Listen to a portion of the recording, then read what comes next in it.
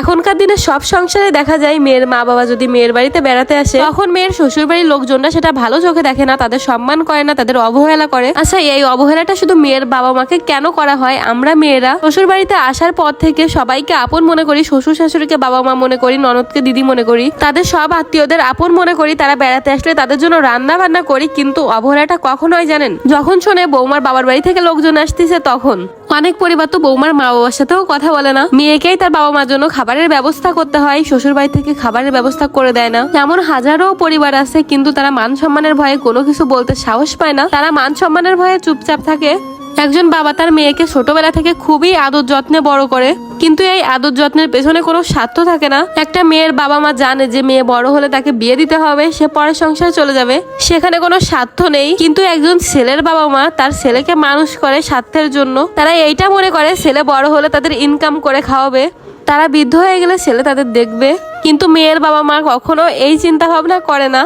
একজন বাবা তার সারা জীবনের সঞ্চয় দিয়ে তার মেয়েকে বিয়ে দেয়, সেই বাবা কি তার জামাইয়ের উপর কোনো প্রকার অধিকার ফলায়, তার কাছ থেকে কিছু চায়, ভালো মন্দ খেতে চায়? এরকম কিছুই চায় না। মেয়ের বাবা মা শুধু চায় মেয়ে ভালো থাকুক, তারা শুধু চায় একটুখানি সম্মান, একটুখানি ভালো ব্যবহার।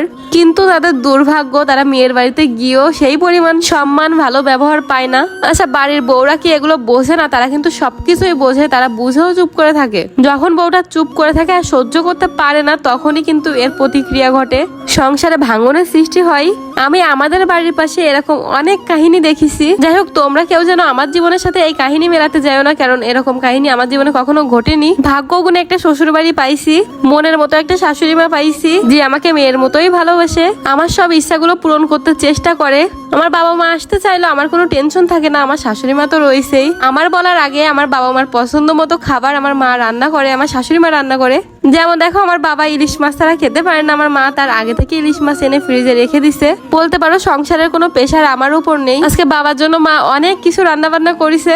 প্রথমে মা ঢেঁড়স ভাজি করেছে, তারপর ডাল করেছে, ডিম করেছে, সর্ষে ইলিশ করেছে, আর এদিকে মা হচ্ছে হাঁসের মাংস করতেছে। হাঁসের মাংস প্রায় শেষের দিকে, মা হচ্ছে কষাচ্ছে, কষানোটা শেষ হয়ে গেলে আমি হচ্ছে টেস্ট করতে চলে গেছিলাম, আমাকে মাংস দিচ্ছিল। আজকে আমাদের বাড়িতে অনেক মেহমান আসবে, এজন্য বেশি বেশি রান্না করা হচ্ছে। আমি মাকে সবকিছু গুছাই গাছাই দিচ্ছিলাম, কেটে কুটে। মা শুধু রান্না বান্না করতেছিল। দুপুর প্রায় খাওয়ার টাইম হয়ে গেছে, আমাদের হাঁসের মাংস রান্না করলেই শেষ হয়ে যায়, সবকিছু রান্না বান্না কমপ্লিট। মাকে মাংস কষানোর সময় আমি বলতেছিলাম যে কড়াইতে ধরবে না, দেখো জল দেওয়ার পর পুরো কড়াই ভরে গেছিল একদম। হাঁসের মাংস যেহেতু একটু গলতে টাইম লাগে, মা হচ্ছে হাঁড়িতে দিয়ে দিছিল, হাঁড়িতে ভালো মতো হচ্ছে গলে যাবে। দেখো কত সুন্দর একটা কালার এসে গেছে। মনে মনে খুবই খুশি লাগতেছিল যে কালকে আমরা বাড়িতে যাব, বাবা যেহেতু আমাকে নিতে আসতেছে। তো মাংস রান্না শেষ, মা হচ্ছে হাঁড়ি থেকে গামলায় ঢেলে নিছে। এখন আমরা নিচে চলে যাব, আমার ননদ হচ্ছে সবাইকে খেতে দিচ্ছে।